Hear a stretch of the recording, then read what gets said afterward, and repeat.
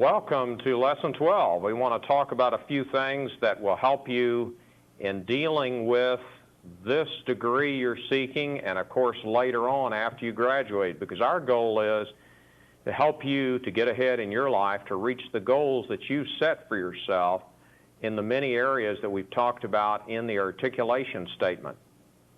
So therefore, we hope this lesson will help you. There's great sacrifices that you're going to make as you achieve your goals, and we realize that. And we hope that today's lesson that you're looking at will assist you in tying this course together and better understand some of the things that we wanted you to be able to do.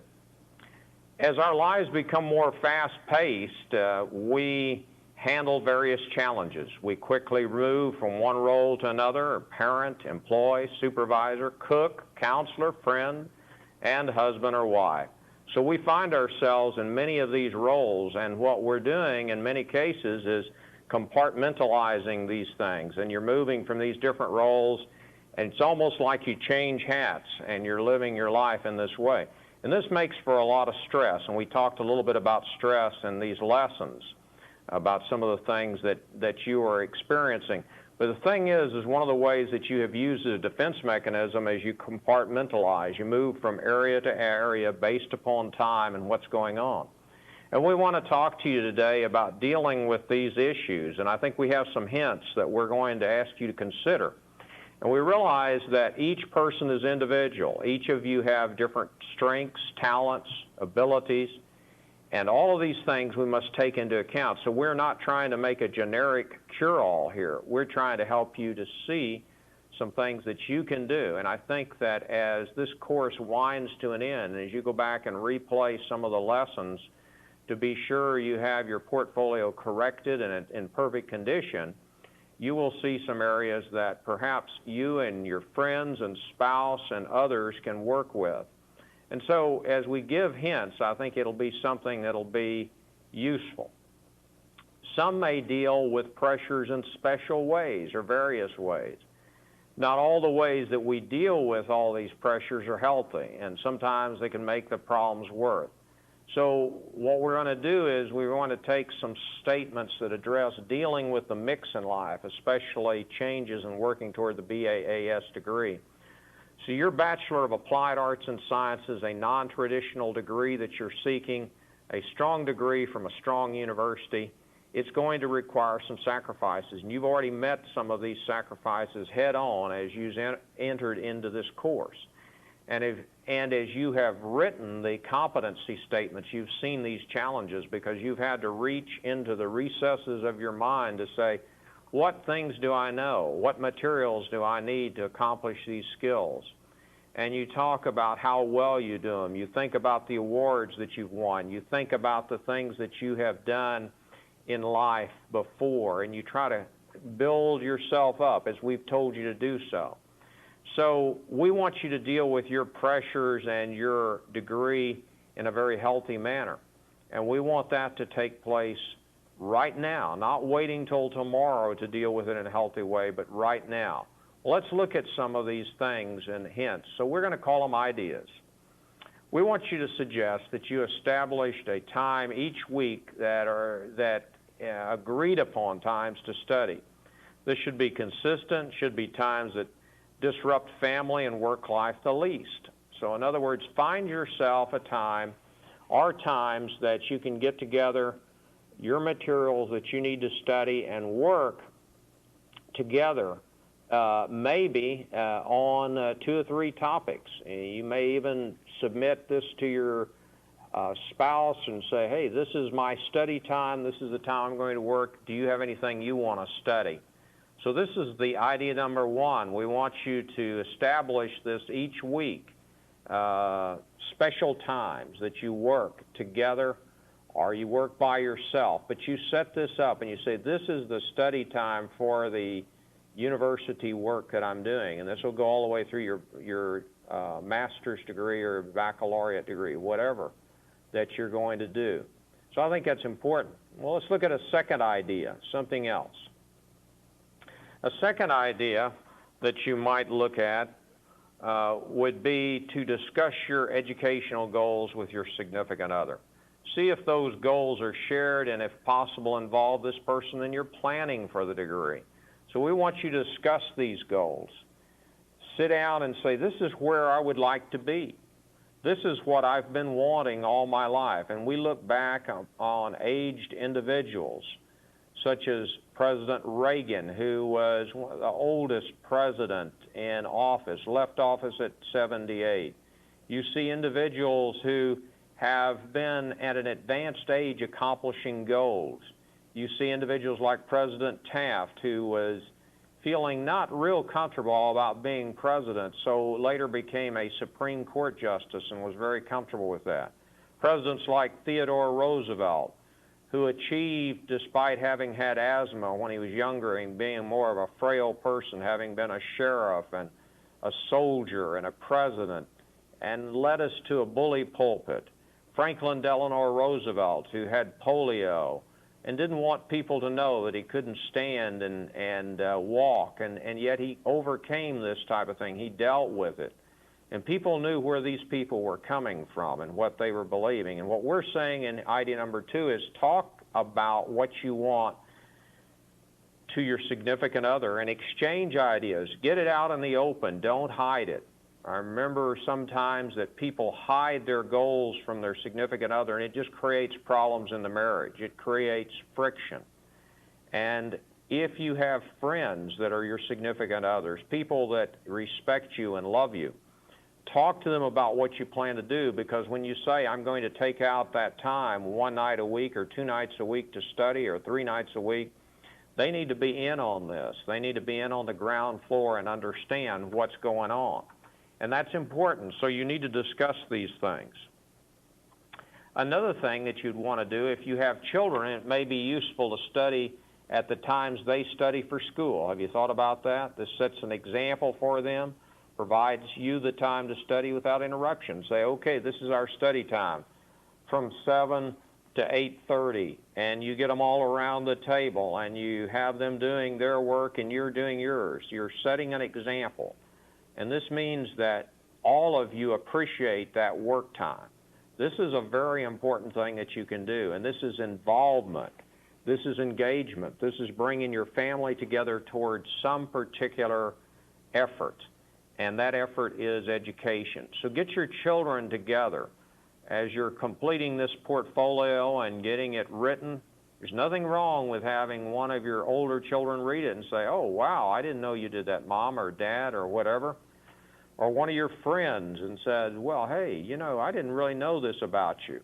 There's a lot people don't know about us and our accomplishments because we don't tell people about these accomplishments, awards and honors, but those are the things in your portfolio. As you remember, you talked in your portfolio articulation about your goals, and a lot of people aren't aware of those great goals that you have. But if they don't know about the goals, how can they facilitate you in reaching those goals? And sometimes you need a facilitator, as you might say. So that sets the example. A fourth idea is that you might reward yourself and your significant other as you finish milestones in the degree or degrees. So in other words, as you finish this 4350 course, take that spouse out, that friend out, take them out. And treat them, because they put up with you during this course as you've wrestled with the comp statements, you've wrestled with the articulation, the job task analysis, obtaining the work verification letters, and you're still trying to get those in. You're calling these employers trying to say, please, I really need it, I've got to turn this in. And we want you to reward yourself at every milestone, the end of every semester, and you're making a 3.5 GPA. Well, let's talk about it. Have a chance to celebrate. Enjoy your holiday. You know, the thing that's important is that when you're off duty, try to spend some time relaxing, doing the things you like to do. And that means that you have to deal with your time in a special way. You have to know time management. You have to know how to deal with what's going on, because you have to have so much time for your son, daughter, your parents, your sister, your brother, your aunt, your uncle, your friends. And people are always infringing on your time, but you have to know what your time is. You have to know what's going on, because you're the one that has to deal with the time. You're the one that has to know what you have to get accomplished. You can't put off studying because then you fall by the wayside and do poorly. So you have to know, I need this much time each week. I have this much time I need to allot to my family. And each child has a special relationship. Your parents may be elderly and they need help. Well, pick a time. And I can remember in my life, I was teaching, I think it was 3 nights a week, trying to survive with a young family, and I had 2 parents in the hospital. And that was a tough time where I'd get off from work shortly, visit the hospitals, go by the house, see the kids and my wife, try to do what we could do, and a little while there, and then go back to work. And it was a tough time to try to earn a living under those types of circumstances. But by being able to deal with time management, it was something that could be done. But I had to reward myself. I had to take off and reward myself by spending time with my family in a quality situation. And I propose that that's what you need to do. You need to say, how much time am I spending, and am I being selfish about my timing? That's important. Another one that you might look at is idea number 5. I think idea number 5 is important. Learn to use your downtime. Learn to use your downtime, such as waiting for a doctor, waiting for a business appointment. Wireless connections, if you have that possibility wherever you are, you can take your notebook, your laptop, or whatever, your PDA, whatever you have, whatever device you're carrying. You have the opportunity to use that downtime. We wait. I always take my work with me to the doctor. In fact, I waited an hour and a half recently for a doctor's appointment. Well, I was fine. I was working on things that needed to be done that I could be doing in the office situation, but I was dealing with it waiting for some other person. Now, that's a long time to wait, but I'm telling you, don't waste the time that you have. Use every minute that you have. Use your time and manage it well.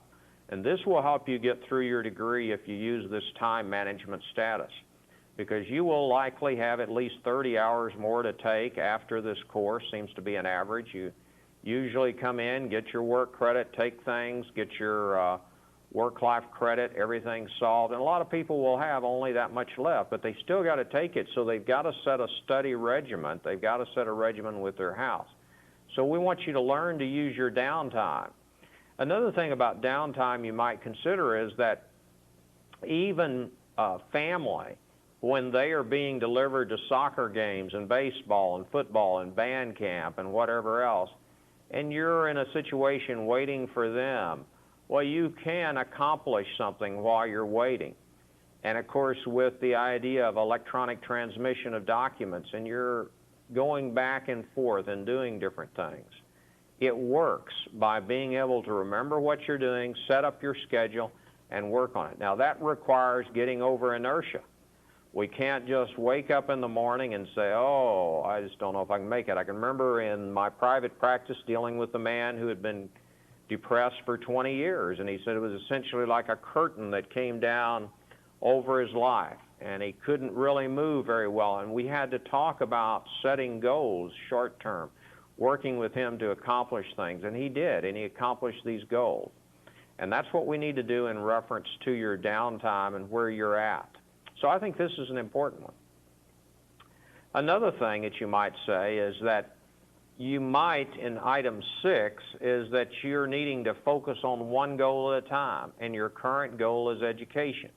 You can't achieve success in multiple areas without overworking. You got to limit your goals right now. So if you're trying to become the CEO of a large company, and you're trying to become a leader in the church, and you're in a situation where that you are also trying to finish your education, and you're trying to be the super dad or the super mom, you've got a lot of goals there, and you're going to have to deal with that in one way or the other and prioritize the situation. Of course, one of the exercises that some of the instructors may have you do is doing the Christmas tree, setting up a situation of what ifs, I accomplished these goals, this timeline, and what if this had happened or whatever on the other side. In other words, if you hadn't got the job at this particular company, what would have been the difference? And that particular thing is important for us to kind of look at that, because I can look back at the choices that I had, and each of us have choices. As William Glasser talks about in his books on choice theory, he talks about adults having choices. We choose what we're going to do, we choose who we're going to talk to, we choose the type of life we're going to live. We make those choices daily. In fact, by the minute, you're choosing whether you're going to either watch the rest of this or you're going to turn it off. Whatever goal that you're setting at this time, what I'm encouraging you to do in idea number 6 is to focus on one goal at a time. And right now your goal is obtain an education. So that means you've got to spend some time with it. Pick a goal and achieve it. Pick a goal and achieve it. Keep it going down the line. That's important. And so idea 6 is again a tough one, but it means focusing. People who are very good at martial arts focus, and they have very strong ability to focus on things, focus their strength, and know what their next move is going to be. And I think that's what we need to do in our lifespan, is to deal with things, focus on it, and achieve and move to the next one. Now, obviously, it is very difficult to limit your goals, and I'm admitting that up front. But right now, look at that goal of education. Work on your degree plan, follow that degree plan. Don't change the degree plan without your advisor's permission. In writing, when you get a degree plan, follow it. Don't just change it and go off in a tangent, because those courses may not be counted. So stay with it. Work on it in a very structured manner. We see item number 7 is kind of a tough one because it's not one that's as easy, but consider your physical health. Have you been working out? This may assist in reducing stress caused by seeking our goals. You're set on goals, but your physical health is deteriorating, because we see people who are very intellectual, but the problem is their physical health is really declining. And one of the things then, people get into obesity and eating disorders.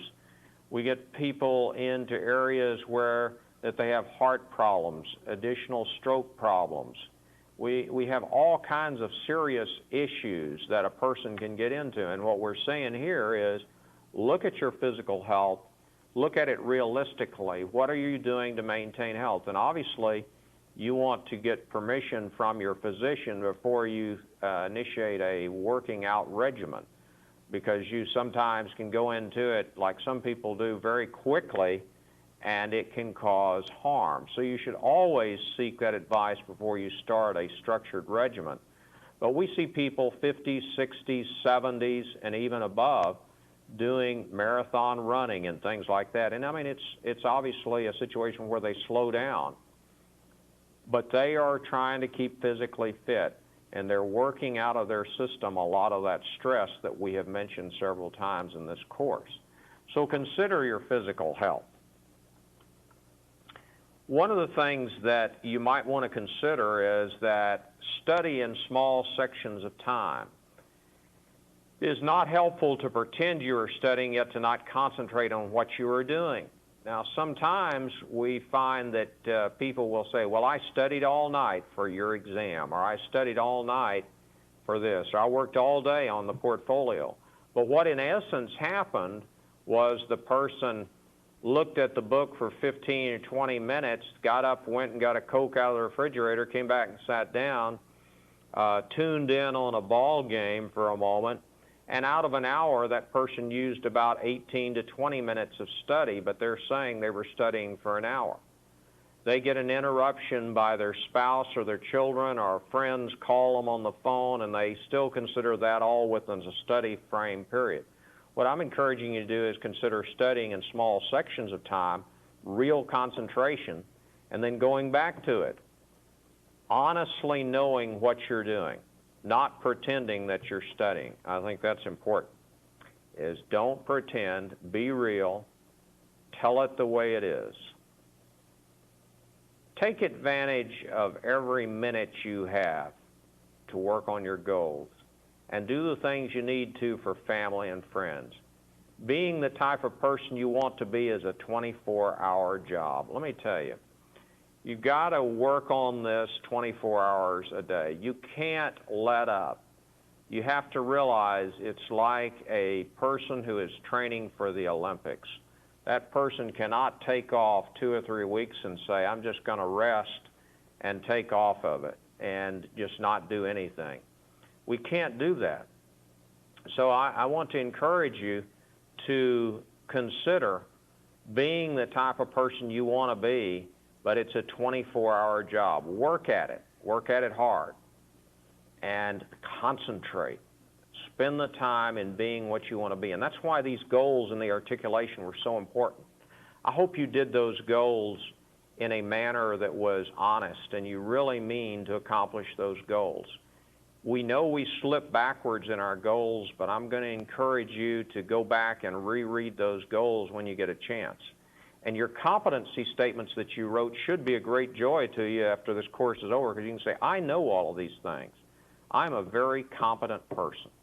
And so take advantage of every minute to work on your goals. And then number 10, I want to tell you to be an optimist.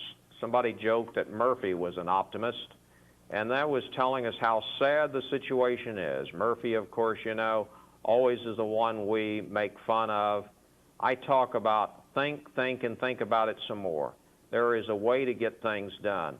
Some people use the old expression, think outside the box. I never was in a box. I was always outside of the box, trying to figure out different ways. Don't be fenced in. Don't be fenced in. Think, and think about it some more. There is a way to get things done. If you're in marketing, there's a way to figure out how a better marketing strategy could be done. Do the things you need to do. So the idea is then be an optimist. Try to look at the glass as being half full rather than half empty. If you're having trouble in math or one of the core courses, we've encouraged you, the instructors and the advisors and the people on the faculty, to get your core done as quickly as you can. You may say, well, I've done poorly in my math in high school, and we will not argue with you. We've seen your transcripts perhaps. Say, yeah, you did.